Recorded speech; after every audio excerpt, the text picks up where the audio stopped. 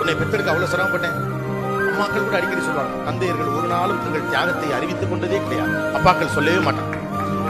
உனக்காக ஓடா தெரிஞ்சு நீ பாரு ஷூ போட்டுருக்க, நான் செருப்பு போட்டுருக்கேன் அப்பன்னு சொல்லவே மாட்டான்.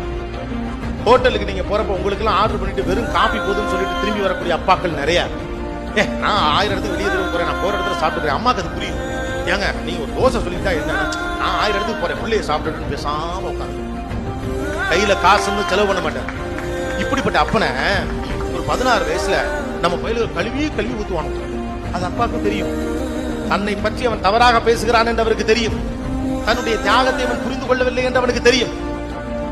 தன்னுடைய உள்ளார்ந்த அன்பை அவன் உணர்ந்து கொள்ளவில்லை என்பது தெரியும். தெரிந்தும் கூட தந்தை அதை கவலையே படமாட்டார். நீ என்ன வேணாலும் நினைச்சுக்க, என்னை கெட்டவன் கூட வச்சுக்க, உன் வாழ்க்கையின் பெரும் வில்லனாக கூட நான் இருந்துட்டு போறேன், நான் நாசமா கூட போயிடுறேன், நீ நல்லா இருந்தா போதும் அப்படின்னு நினைக்கக்கூடிய ஒரு அற்புதமான மனசு அப்பாவின் மனசு.